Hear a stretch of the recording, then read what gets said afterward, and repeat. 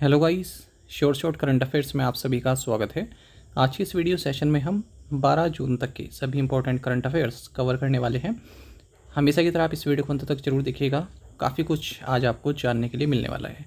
अच्छा, इस सेशन की PDF आपको हमारे टेलीग्राम चैनल पर मिल जाएगी। उसका लिंक आपको इस वीडियो के कॉमेंट में पिन कर दिया गया है, तो उस लिंक पर क्लिक कीजिए, टेलीग्राम पर हमें फॉलो कीजिए और जितने भी हमारी PDFs हैं, चाहे वो करंट अफेयर से संबंधित हों, मिसेलेनियस करंट अफेयर से संबंधित हो, स्ट्रैटेजी के संबंधित हो, सब आपको हमारे टेलीग्राम चैनल पर मिल जाएगी। ठीक है, तो आप उसको जरूर ज्वाइन कीजिएगा। तो बिना किसी देरी के शुरुआत करते हैं इस वीडियो सेशन की। पहला करंट अफेयर है हमारा कि world day against child labour. ये 12 जून को हर साल मनाया जाता है।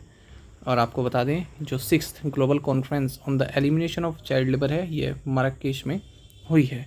2026 में world day against child labour, इसका थीम रहा fair play for children, decent work for adults. Same चीज़ आप यहाँ पर सेम न्यूज़ हिंदी में भी पढ़ सकते हैं। तो इंग्लिश हिंदी दोनों में आपको करंट अफेयर्स प्रोवाइड कराए जाते हैं। आगे बढ़ते हैं। नेक्स्ट है हमारे पास कि जो 13th ब्रिक्स अर्बनाइजेशन फोरम है, ये मनोहर लाल जो कि union minister of housing and urban affairs हैं, इनके द्वारा इनोग्रेट किया गया है न्यू दिल्ली में। तो Bharat BRICS urbanization forum for the जो ये ब्रिक्स अर्बनाइजेशन फोरम है, इसको भारत चौथी बार होस्ट कर रहा है। इससे पहले 2013 में न्यू दिल्ली में कर चुका है, 2016 में विशाखापट्टनम में कर चुका है और 2021 में वर्चुअली कर चुका है, या फिर आप कहेंगे कि ऑनलाइन कर चुका है। अच्छा, इसका थीम क्या रहा? Cities for people, BRICS cooperation for inclusive and resilient urban futures, यानी के लिए लोगों के लिए शहर, समावेशी और लचीले शहरी भविष्य के लिए ब्रिक्स सहयोग। प्राइम मिनिस्टर नरेंद्र मोदी ने 11th governing council meeting of NITI Aayog, इसकी अध्यक्षता की है Rashtrapati Bhavan cultural centre new Delhi में। थीम रहा इंक्लूसिव ह्यूमन डेवलपमेंट फॉर विकसित Bharat at 2047। Chief ministers, lieutenant governors and administrators of 28 states and 5 union territories ने इसको अटेंड किया। अच्छा, ये पहली बार है जब 28 स्टेट्स के चीफ मिनिस्टर ने एक साथ इसको पार्टिसिपेट किया है, वरना कोई ना कोई मिसिंग रहता ही था। सेंट्रल गवर्नमेंट ने संजय लोहिया, जो कि Sanjay Lohia secretary department of financial services, ministry of finance, government of India को डायरेक्टर नियुक्त किया है central board of reserve bank of India में। ठीक, इसके बदले नागराजू मदिराला के बदले, ठीक है, या इनकी जगह। इंडियन फार्माकोपिया कमीशन, जो कि एक ऑटोनोमस इंस्टीट्यूशन है ministry of health and family welfare government of India के तहत, इन्होंने एक scientific conclave and interactive session on India pharmacopoeia 2026 को ऑर्गेनाइज किया। और इसका टाइटल रहा strengthening pharmaceutical manufacturing through pharmacopeial standards and quality compliance. कहाँ पर? हरिद्वार में।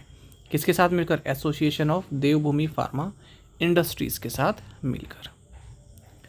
Union minister for railways, information broadcasting and electronics and information technology Ashwini वैष्णव, इन्होंने वर्चुअली 20 किलोवाट की आकाशवाणी FM ट्रांसमीटर को इनोग्रेट किया है रामगढ़ जैसलमेर में आकाशवाणी जयपुर प्रीमाइसेस से।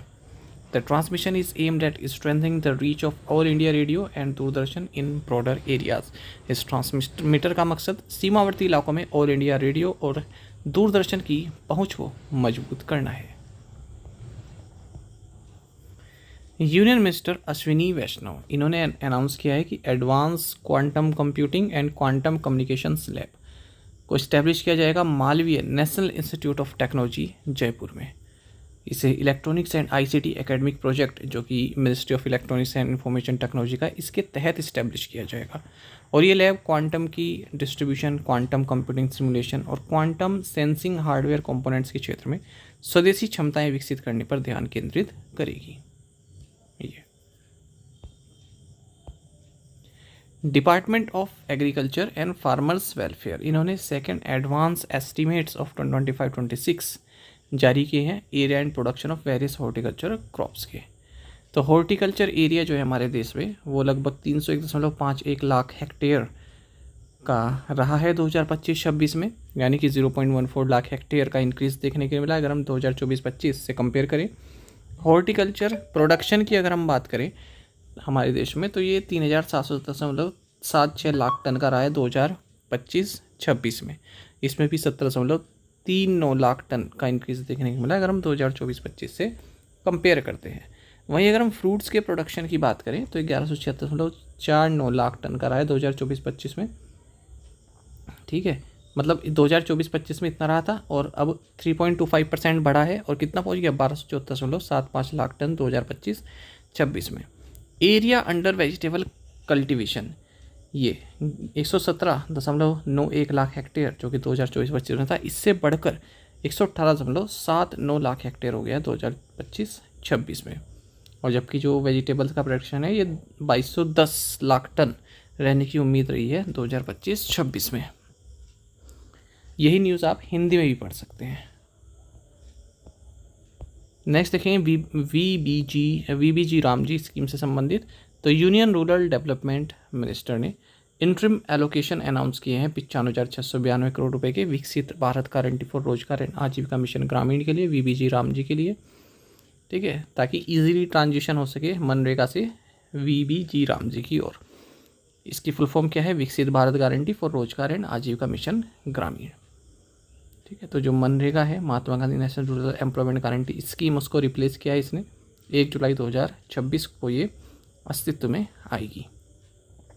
125 दिन की गारंटी वेज एम्प्लॉयमेंट प्रोवाइड कराता है एक फाइनेंशियल ईयर में, ये आपको याद रखना है। और टाइमली वेज पेमेंट हो जानी चाहिए 15 दिन के अंदर जब वर्क कंप्लीट हो जाए। अच्छा, इसमें किस तरह से शेयर बटा हुआ है? 60-40 सेंट्रल स्टेट रेशो रहेगा और 90-10 नदर्न नॉर्थ ईस्टर्न और हिमालयन स्टेट्स के लिए रेशो रहेगा, जो फंडिंग रेशो है।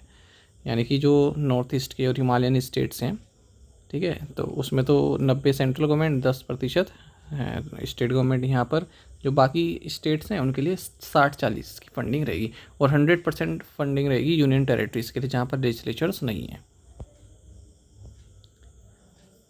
यही न्यूज़ आप हिंदी में ही पढ़ सकते हैं। ठीक है, जैसे दिल्ली है तो वहाँ पर लेजिस्लेचर है, जम्मू एंड कश्मीर है वहाँ पर भी लेजिस्लेचर है, पुडुचेरी में भी है। ठीक है, नेक्स्ट देखते हैं फिलीपींस अर्थक्वेक। तो आप जानते हैं हाल ही में 7.8 मैग्नीट्यूड का अर्थक्वेक आया है मिंदानाओ सदर्न फिलीपींस में। कई लोगों की मृत्यु भी हो गई है, बिल्डिंग डैमेज हो गई है ना, और काफ़ी नुकसान हुआ है। अच्छा, फिलीपींस में आते रहते हैं इस तरह के डिजास्टर्स ना, क्योंकि ये पैसिफिक रिंग ऑफ फायर के काफ़ी क्लोज ये कंट्री है और यहाँ पर अर्थक्वेक, वोल्केनिक इरप्शंस, टाइफून्स, ये सब काफ़ी नॉर्मल चीज़ें आती रहती हैं। जान माल की हानि यहाँ पर होती रहती है। ऑक्सफोर्ड यूनिवर्सिटी स्टडी ने पाया है कि भारत में हाईएस्ट नंबर ऑफ सिटीज़ हैं वर्ल्ड की 50 मोस्ट हीट वल्नरेबल सिटी में। यानी कि सबसे ज़्यादा हीट वल्नरेबल सिटीज़ जो है ना, उनमें सबसे ज़्यादा सिटीज़ भारत की हैं। अगर हम टॉप 50 में देखें तो 14 इंडियन सिटीज़ ने इसमें टॉप 50 में अपना जगह बनाई है। इस स्टडी का नाम रहा है moving beyond exposure, a globally comparable framework for heat risk assessment in cities. तो देखिए जो भी है इसमें 3 फैक्टर देखे गए हैं: हैजार्ड एक्सपोजर, वल्नरेबिलिटी और कोपिंग कैपेसिटी। तो भारत की यहाँ पर 14 सिटीज़ में शामिल हैं। उसके बाद भारत के बाद फिर नाइजीरिया आता है जहाँ पर 5 सिटीज़ हैं, फिर पाकिस्तान आता है जहाँ पर 4 सिटीज़ हैं। टॉप 50 की हम बात कर रहे हैं। ओवरऑल तो 205 सिटीज़ में कंडक्ट किया गया सर्वे। इंडियन सिटीज़ में देखें तो अहमदाबाद दूसरे नंबर पर है, उसके बाद नागपुर है चौथे नंबर पर, मदुरई है 7वें नंबर पर, भोपाल है 15वें नंबर पर और कानपुर है 20वें नंबर पर। स्टेट्स की बात करें तो महाराष्ट्र में सबसे ज़्यादा नंबर ऑफ सिटीज़ हैं टॉप 50 में, जैसे नागपुर, पुणे और मुंबई। यही न्यूज़ आप हिंदी में देख सकते हैं।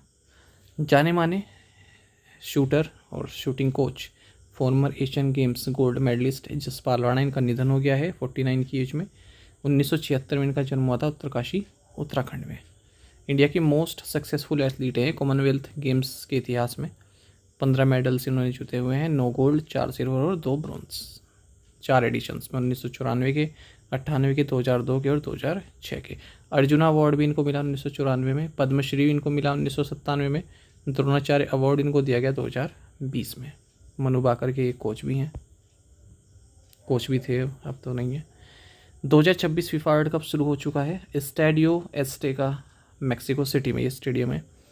और इनॉग्रल मैच में मैक्सिको ने साउथ अफ्रीका को हरा दिया है 2-0 से। पूछ लेते हैं इस तरह का कि इनॉग्रेशन मैच किन दो देशों के बीच खेला गया या किन दो टीमों के बीच खेला गया और कहाँ खेला गया। फिर यूनियन कैबिनेट ने 2 major central government infrastructure projects approve कर दिए हैं 2533 करोड़ रुपए की लागत से आंध्र प्रदेश की कैपिटल सिटी अमरावती में। इसमें central government general pool office accommodation है और जनरल पूल रेजिडेंशियल अकोमोडेशन है। ये दोनों इंफ्रास्ट्रक्चर बनाए जाएंगे। गौतम डे नाम याद रखिएगा, इंडियन ओरिजिन साइंटिस्ट हैं जो कि European molecular biology laboratory Heidelberg Germany में कार्य करते हैं। इन्हें EMBO gold medal for exceptional contribution to life sciences in Europe दिया गया है और ये अवार्ड ये उमायादुद्दीन के साथ शेयर कर रहे हैं। ये medal European molecular biology organisation के द्वारा दिया जाता है एनुअली। उनके जो भी साइंटिस्ट हैं, ठीक है, उनके जो अर्ली एज में जो उन्होंने अपना नाम बनाया है या फिर अच्छा वर्क किया है उसके लिए। ठीक है, ये हमारा टेलीग्राम चैनल है, इसको आप ज्वाइन कर लीजिएगा, शॉर्ट करंट अफेयर्स नाम से। यहीं पर आपको हमारी जो फाइल्स हैं वो देखने के लिए मिलती हैं। लिंक में कमेंट में भी पिन कर दिया है, उस लिंक पर क्लिक करके भी आप हमारे टेलीग्राम चैनल को ज्वाइन कर सकते हैं। Thank you guys.